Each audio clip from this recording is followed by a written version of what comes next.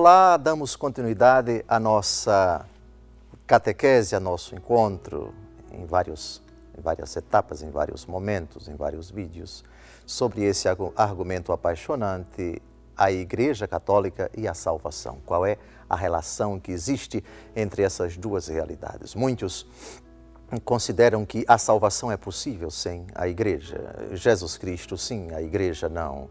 A Igreja até certo ponto, a Palavra de Deus, sim, e por aí vai. Outros chegam a relativizar, a menosprezar, a ignorar absolutamente a instituição chamada Igreja. Já dedicamos um bloco de 22 minutos à primeira parte do nosso argumento, refletindo sobre dois aspectos muito importantes da realidade chamada Igreja. Quando a Igreja Católica foi projetada, a Igreja no projeto de Deus e a Igreja prefigurada. Agora nós trataremos de uma outra questão, a preparação da Igreja. Deus prepara a humanidade em vista da Igreja. A Igreja está sendo preparada para ser constituída. Há um princípio na convivência humana segundo o qual tudo para ser bem feito tem que ser bem preparado. Pergunte a alguém que prova que desfruta de alguma coisa preparada, não preparada, feita a toque de caixa, feita às pressas. Realmente é uma coisa bem feita? Consistente? Provavelmente não. Tudo para ser bem feito tem que ser bem preparado.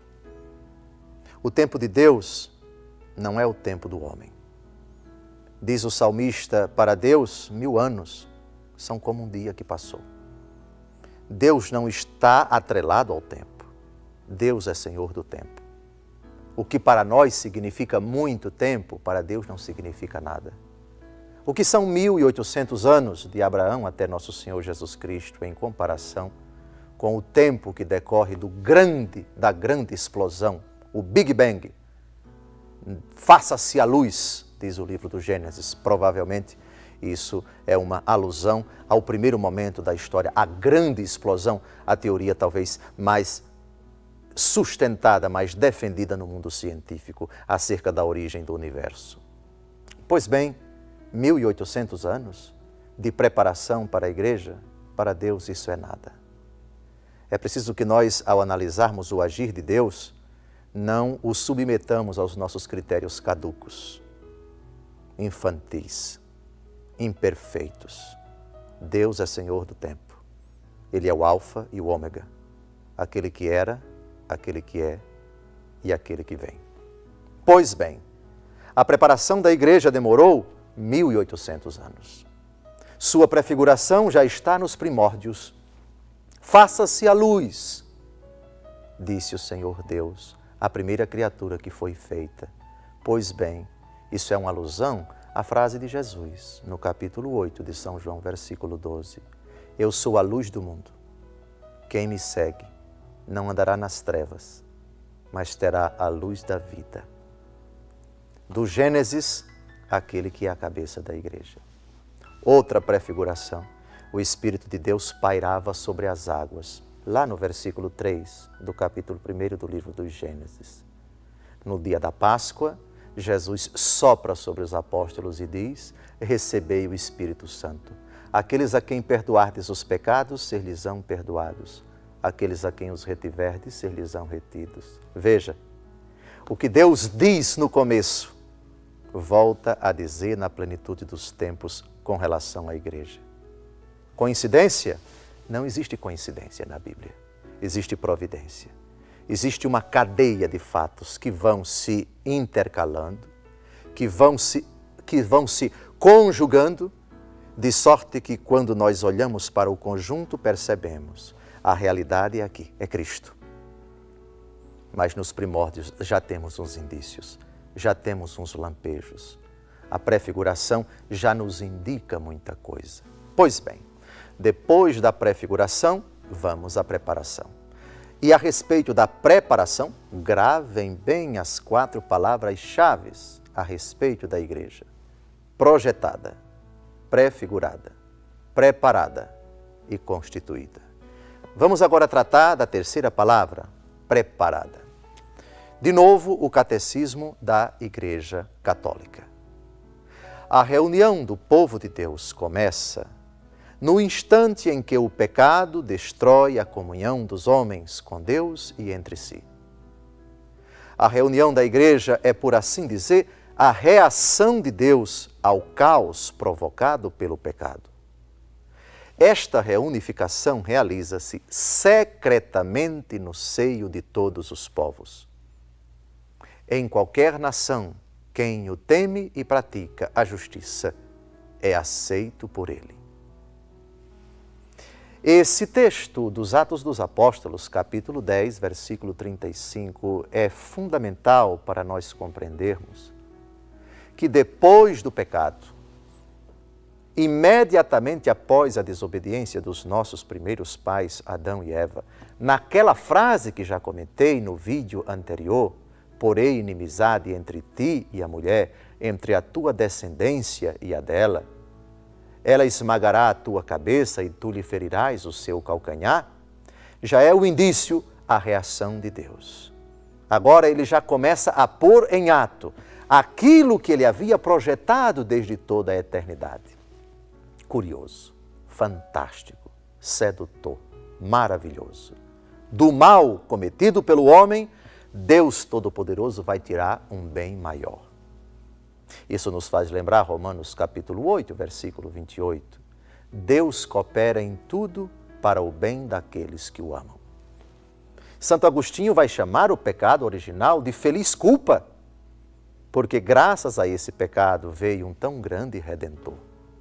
Pois bem, a reação de Deus é imediata, porém inimizade entre tua descendência e a dela. Alguns capítulos depois, precisamente no capítulo 12 do livro do Gênesis, o Senhor chama um homem que vivia num mundo marcado pelo politeísmo, o mundo que não conhecia o Deus revelado, o único Deus. Abrão, deixa a tua casa, a tua parentela, a tua terra e vai para onde eu te indicar. Eu te farei o pai de uma grande nação. Abençoarei os que te abençoarem. Amaldiçoarei os que te amaldiçoarem. A tua descendência será tão numerosa como os grãos de areia do mar. E Abrão partiu. E assim começa a aventura da preparação remota. Deus vai em Abraão e na sua descendência constituir um povo. Vai educar esse povo, vai preparar esse povo para sair do seu estado de ignorância, que era grande naquele tempo. O desconhecimento acerca da vontade de Deus, acerca do próprio Deus, e com muita paciência, sem nenhuma pressa, como um habilíssimo, como um perfeitíssimo pedagogo. Pedagogo vem de pedagogia, e pedagogia vem de paidion, criança, agó, conduzir. Pedagogia é a arte de conduzir a criança do seu estágio de tenra idade até um estado de maturidade ou puberdade ou adolescência.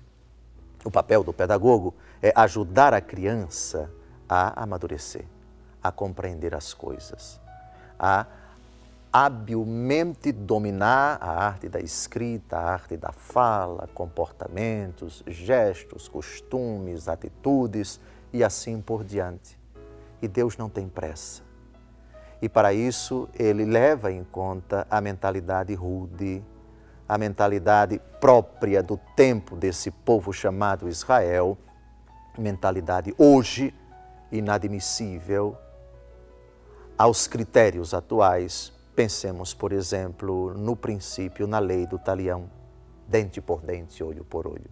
Ah, mas isso é inadmissível. Como é que nós podemos admitir isso nos dias de hoje, ou à luz do próprio Novo Testamento? Amai-vos uns aos outros como eu vos amei. Jesus disse, amai os vossos inimigos. É inaceitável esse princípio do Antigo Testamento, a lei do talião, matar as pessoas, etc. Alto lá, devagar. O pedagogo sabe perfeitamente disso. E sabe que não se muda a cabeça de uma pessoa da noite para o dia. E sabe que não se muda a mentalidade de um povo da noite para o dia. Deus não tem pressa, nós é que somos apressados. Nós é que queremos circunscrever o pensar e o agir de Deus segundo os nossos critérios imaturos, humanos, de pensar e de agir. Por isso, Deus pacientemente vai tirando o povo desse estado rude, desse estado, digamos, desumano, inumano, de brutalidade, de vingança, de guerra, etc., até a plenitude dos tempos, que é o próprio Jesus Cristo. Pois bem, Abraão gera Isaque, Isaque gera Jacó, Jacó gera os seus filhos, que se tornam depois os 12 patriarcas das 12 tribos de Israel. 12! Gravem bem esse número, porque na plenitude dos tempos, Jesus vai chamar para estarem consigo, não 13 ou mais, não 11 ou menos, apenas 12 apóstolos. Reparem a prefiguração. O Senhor quis que Jacó, que litigou com o anjo e teve o seu nome mudado para Israel, tivesse 12 filhos. 12. Os chefes, os patriarcas das 12 tribos de Israel. Lá no Apocalipse, o número dos eleitos, simbolicamente, será 144.000. Atos dos Apóstolos, capítulo 7. 144.000? O que isso significa? É a simbologia de 12 vezes 12 vezes 1.000. 12 tribos do Antigo Testamento, 12 apóstolos do Novo Testamento. 1.000, um número que significa grande quantidade. Nada acontece por acaso. E Deus vai estabelecendo pacientemente os alicerces, a estrutura, o substrato que vai um dia ser utilizado por nosso Senhor Jesus Cristo lá na frente, na Constituição. Lembrem-se, projeção, prefiguração, preparação e constituição.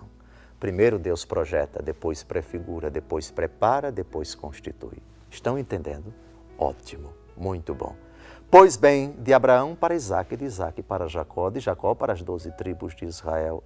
Depois temos o episódio do Egito, escravidão, perda da liberdade, da autonomia, prefiguração do pecado, da vida de trevas, a humanidade sujeita ao poder das trevas, sujeita a Satanás, às suas ardilosas e astuciosas perfídias, de sedução, de engano, de engodo, de embuste.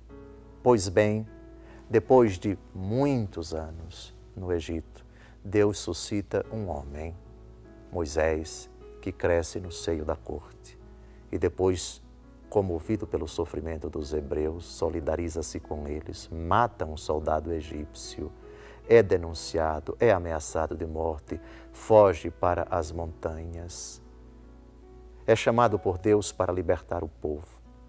Deus Todo-Poderoso confere poderes a Moisés, coadjuvado por Arão, seu irmão, e ele se apresenta diante de Faraó, e o Senhor manda 10 pragas para o Egito, e somente na 10ª praga, o coração de Faraó permite que o povo saia em direção à terra prometida, símbolo do êxodo, da Páscoa, que Jesus vai operar com o seu mistério de paixão, morte e ressurreição.